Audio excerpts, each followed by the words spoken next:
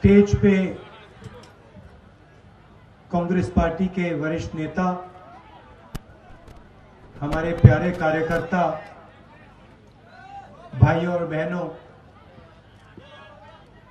Press के हमारे मित्रों, आप सबका यहां बहुत बहुत स्वागत।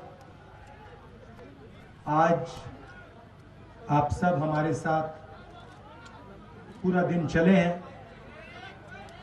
आपने अपनी शक्ति, अपना प्यार इस यात्रा को दिया, इसके लिए सबको धन्यवाद। पीछे कृष्ण कुमार पांडे जी की फोटो है। उन्होंने यात्रा को अपनी जान दी और ये कांग्रेस पार्टी और हम कभी नहीं भूल पाएंगे।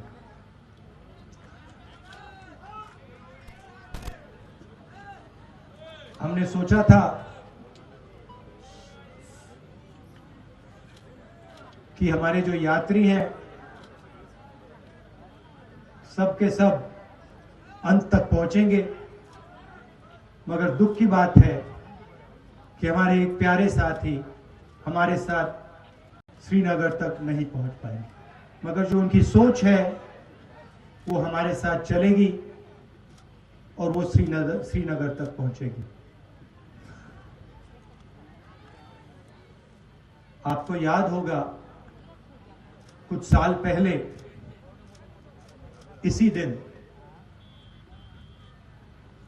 नरेंद्र मोदी जी ने नोटबंदी की थी। 8 बजे रात को, मतलब अभी 7 बज रहे हैं, इसके 1 घंटे बाद नरेंद्र मोदी जी टीवी पे आए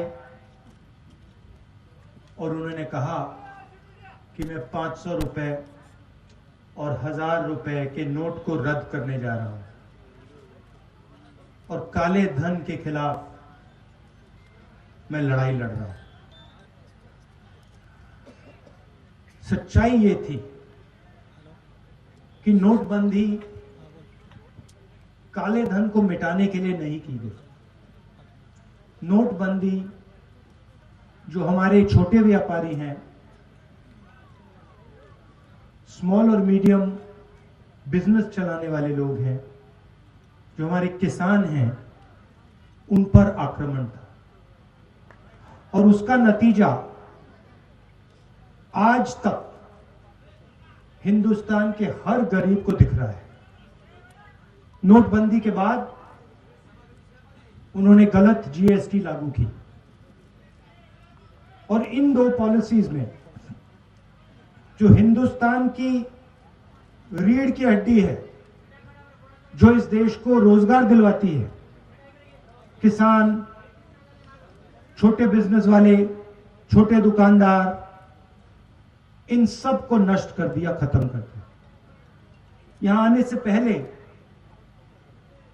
मैं युवाओं से मिला, 5-10 युवाओं से मिला और मैंने उनसे सवाल पूछा। वो एग्जाम के बारे में आए थे, डेलीगेशन आया था, एग्जाम के बारे में बात कर रहे थे। मैंने उनसे पूछा कि आपको क्या लगता है आज के हिंदुस्तान में, आपने पढ़ाई कर ली, यूनिवर्सिटी, कॉलेज, स्कूल सब कुछ कर लिया, माता पिता ने आपकी शिक्षा में लाखों रुपए लगा दिए, आपको क्या लगता है आपको रोजगार मिलेगा? चुप हो गए, क्योंकि आज हिंदुस्तान की सच्चाई है। हमारे देश में आज युवा पढ़ सकता है, स्कूल जा सकता है, कॉलेज जा सकता है, मगर रोजगार उसे नहीं मिल सकता। स्टूडेंट्स इंजीनियरिंग पढ़ते हैं, सालों लगा देते हैं और फिर उसके बाद इंजीनियर नहीं बनते, मजदूरी करते। कोई मजदूरी करता है, कोई उबर की गाड़ी चलाता है, कोई ड्राइवर बनता है। ये हिंदुस्तान की सच्चाई है, महाराष्ट्र की सच्चाई। और जो आपका शिक्षा का सिस्टम है, स्वास्थ्य का सिस्टम है, वो पूरा का पूरा प्राइवेटाइज किया जा रहा है। 2-3 लोग हैं, इनके हवाले नरेंद्र मोदी जी और आपकी यहां की सरकार पूरा का पूरा ढांचा इनके हवाले कर रही है। मैंने उनसे पूछा, लड़कों से पूछा कि भाई बताओ, बेरोजगारी के कारण बताओ। मुझे कहते हैं जो पब्लिक सेक्टर था, जिसमें हमारे जैसे लोगों को रोजगार मिलता था, थोड़ी सिक्योरिटी होती थी, उन्होंने कहा पूरा का पूरा पब्लिक सेक्टर प्राइवेटाइज किया जा रहा है, बंद किया जा रहा है। तो वो भी रास्ता बंद है। नोटबंदी ने, जीएसटी ने एक रास्ता बंद किया, प्राइवेटाइजेशन दूसरा रास्ता बंद कर रहा है। तो ये देश की हालत है। और इन पॉलिसियों का लक्ष्य हिंदुस्तान की गरीब जनता को डराने का है, किसान को डराने का, मजदूर को डराने का, युवा को डराने का।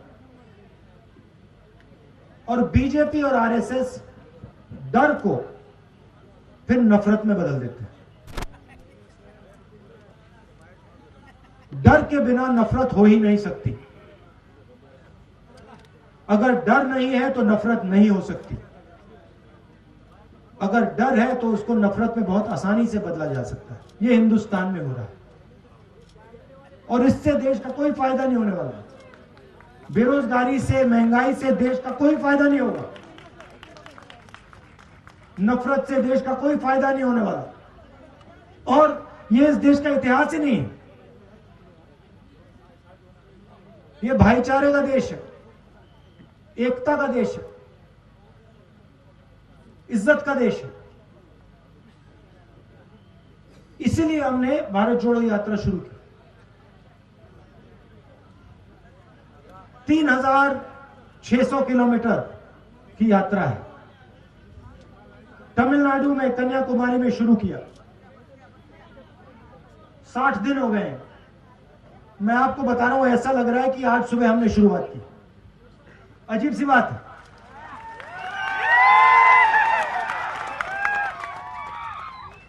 हमारे यात्री, उनसे आप पूछो, किसी को समझ नहीं आ रही बात। 25-25 किलोमीटर हर रोज चलते हैं। 60 दिन से चल रहे हैं। अभी मैं भाषण दे रहा हूं, ऐसा लग रहा है कि 15 मिनट पहले मैंने शुरू किया। ये हो क्या रहा है? आमतौर से आदमी सुबह उठता है, थकान नहीं होती, दिन भर काम करता है, शाम को थकान होती है ना। यहां अजीब सी बात है। यहां हम सुबह उठते हैं, थकान नहीं होती, 25 किलोमीटर चलते हैं, 25 किलोमीटर चलने के बाद थकान नहीं होती। मैंने सोचा ये हो क्या रहा है। जवाब बताऊं आपको। हम अपनी शक्ति का प्रयोग नहीं कर रहे। राहुल गांधी अपनी शक्ति का प्रयोग नहीं कर रहा। ये जो यात्री हैं, ये अपनी शक्ति का प्रयोग नहीं कर रहे हैं। हम सब आपकी शक्ति का प्रयोग कर रहे हैं। आप हमें पीछे से धकेल रहे हो। आपका प्यार हमें पीछे से धकेल रहा है। और ये आपका जो प्यार है, ये हमें श्रीनगर तक पहुंचाएगा। और वहां देखना, वहां मेरा भाषण देख लेना। वहां भी मैं यही कहूंगा कि मुझे समझ नहीं आया, 130-140 दिन हो गए, रोज 7-8 घंटे चले हैं, 25-30 किलोमीटर चल रहे हैं, मगर थकान नहीं आ रही। क्योंकि आपकी आवाज है, आपका प्रेम है, और हम आपकी आवाज सुनने आए हैं। मैं यहां लंबा भाषण नहीं देना चाहता हूं। राजनेता आते हैं, 2 घंटे का भाषण करते हैं, कोई जरूरत नहीं। हम यहां आए हैं, 7 घंटे चले, सुबह से शाम हम आपसे बात कर रहे हैं, किसानों से, युवाओं से। अभी विकलांग औरत मिली मुझे, उसके दिल में जो था उसने मुझे बताया, उसकी व्हीलचेयर को धकेला मैंने।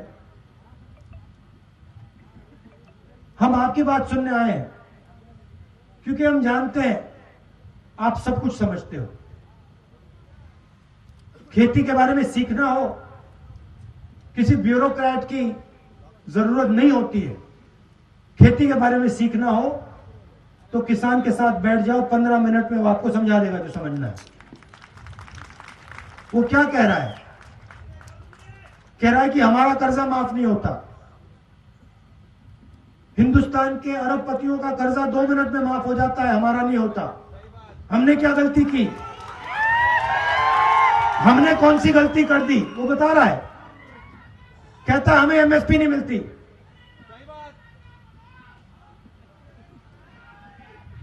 वो कह रहा है, आज मुझे बताया, एक किसान मिला, 20 मिनट मुझे उसने समझाया, जो नरेंद्र मोदी जी की जो बीमा योजना है इसके बारे में बताया।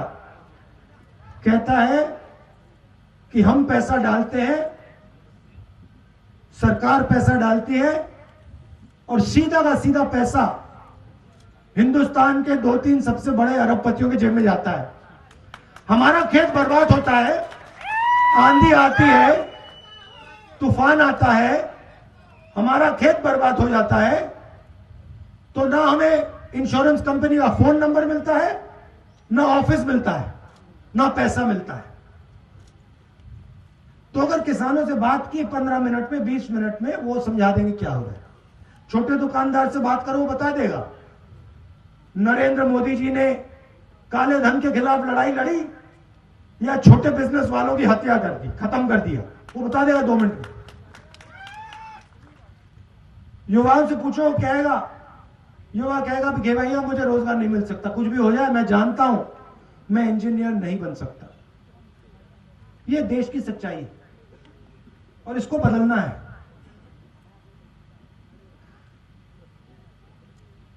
और ये देश में आरएसएस और नरेंद्र मोदी जी ने, बीजेपी ने नफरत की राजनीति शुरू की है। भाई को भाई से लड़ाते हैं। अच्छा, मैं आपसे पूछता हूं, परिवार में जब 2 भाई लड़ते हैं तो परिवार का फायदा होता है क्या? परिवार में बेटा और पिता लड़ता है, परिवार आगे जा सकता है क्या? बर्बाद होता है ना। तो फिर आप मुझे समझाओ, अगर जब भाई भाई के साथ लड़ता है परिवार बर्बाद होता है, तो फिर यहां देश में अगर भाई भाई से लड़ेगा तो देश का क्या होगा?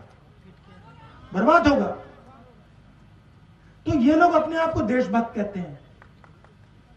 कैसे देशभक्त हैं? देश में नफरत फैला रहे हैं, एक भाई को दूसरे भाई से लड़ा रहे हैं, एक भाषा को दूसरी भाषा से लड़ा रहे हैं, एक जात को दूसरी जात से लड़ा रहे हैं, एक धर्म को दूसरे धर्म से लड़ा रहे हैं, और फिर कहते हैं हम देशभक्त हैं। कौन से देश के भक्त हो आप? इस देश के भक्त तो नहीं हो। तो इसीलिए हमने ये यात्रा शुरू की, और इसमें 1 इंच मतलब हम शुरू करेंगे, कन्याकुमारी से शुरू किया, और कश्मीर में, श्रीनगर में ये जो हमारा तिरंगा है उसको हम आगे जाके लहराएंगे। और आपने हमें इतनी शक्ति दी है, इतना प्यार दिया है, मैं आपको बता भी नहीं सकता। मैं यहां 3-4 घंटे बैठ जाऊं, तभी मैं आपको समझा नहीं सकता कि आपने मुझे कितना दिया है, कितना प्यार दिया है, कितनी शक्ति दी। इसलिए मैं दिल से आपको धन्यवाद करना चाहता हूं, दिल से धन्यवाद करना चाहता हूं। और एक बार फिर आज दुख का दिन है। पांडे जी झंडा लिए चल रहे थे, झंडा लिए चल रहे थे, आखिरी सेकंड तक झंडा लिए चल रहे थे और फिर शहीद हुए। तो ये मीटिंग उनके याद में है। उनके परिवार को, हम सब का, पूरी कांग्रेस पार्टी का, हर कार्यकर्ता का, हर नेता का प्यार, और उनको मालूम होना चाहिए कि ये पूरी पार्टी, इस पार्टी का हर एक कार्यकर्ता, इस पार्टी का हर एक नेता आपके साथ है। आपको घबराने की कोई जरूरत नहीं। धन्यवाद, जय हिंद, नमस्कार। छत्रपतींचा विचार म्हणजे